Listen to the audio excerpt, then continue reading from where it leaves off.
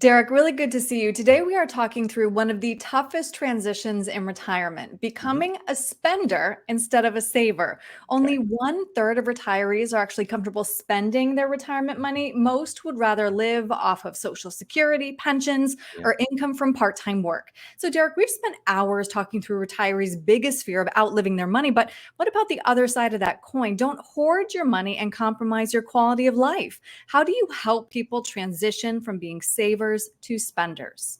Well, Aaron, this is a great subject, and I think it goes to the psychology of what people get in routines of doing. We Mhm. hear through our working years, save, save, save, save, save, and to make that transition over into retirement and think that you're going to spend, spend, spend is horrifying and scary. But it's not spend, spend, spend. It's about having a plan. Mhm. And also making the transition to growing and putting and saving to how can I better use those assets to become the engine to produce what I need, which is income, just Mhm. like you did when you were working, where you lived off an income, like we all do. Right. So it's a big psychology change, and it certainly takes a little bit of hand holding for everyone to make that transition. Of course, it's a big transition. It is. Listen to this too. A recent study found that a vast majority of retirees still had 80% of their pre retirement savings 2 decades into retirement, and Yep. one third even grew their assets. Do those numbers surprise you? They actually don't surprise me at Interesting. all.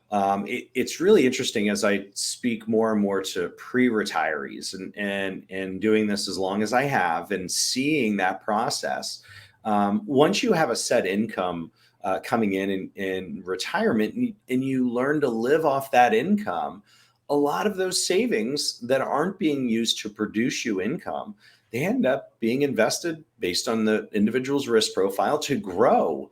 And many people are surprised as we go through retirement that they have maybe the same or if not more than they started with when they started retirement. So those numbers don't shock me in the least bit.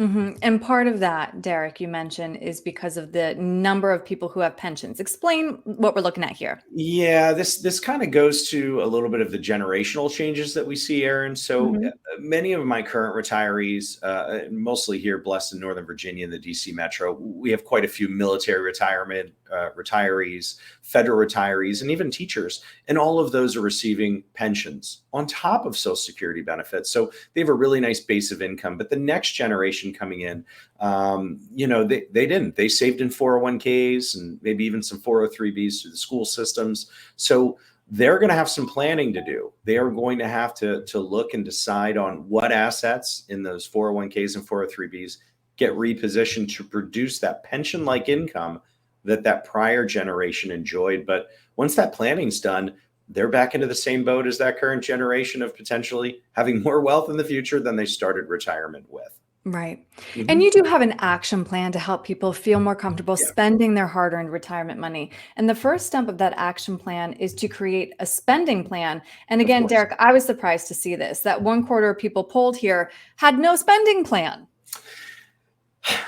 Probably one of the first phases, if I sit with anyone, Aaron, and we're looking at retirement in the near future, the first number one rule is let's take a look at the household expenses. Hmm. And we don't use the word budget. That's like, as you mentioned in our conversation before we jumped on it, that budget word's like the word diet. Not yet. Nobody Nobody likes likes to it. use it. But really just taking a look at the expenses. What are your fixed expenses? And then in retirement, potentially, because you're going to have a lot more free time because you're not going to work, what kind of additional funds do we need for travel, eating out, dinners, grandkids, kids' vacations you want to take them on, or yourself?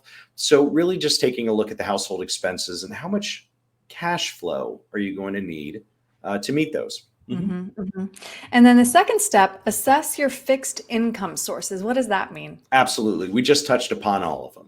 What Social Security benefits are going to be coming in, what type of military pension or federal or other private pensions you might have coming in. Once you've assessed what those base reoccurring incomes are, you can take a look at your um, expenses and really just mirror them up and say, how am I doing in comparison, and how prepared am I for to pull that retirement card and walk away from everyday work? Right. You mentioned mirror them up. So when you finish step one and two, the discrepancy between them is known as the retirement gap. How do you help people bridge that gap? Yeah, this is where planning comes into Right. place, is really taking a look at what you've been able to save over those last 30 or 40 years. And what do you need to do? How do you need to position some percentage of that money to produce you an additional income source to fill that gap? It sounds extremely simple, but it is absolutely mandatory to sit down, understand the expenses, figure out your base income, and then start planning, which is the investment plan of how can you produce and solve that gap. And once you've solved that gap, Aaron, you're back to exactly what we talked about is you're living off the paycheck. You're living off those feeds that are coming in monthly. You really never do look beyond that to go, oh, I should spend all that mutual fund or all those CDs. They end up staying and growing, which is Mhm. wonderful.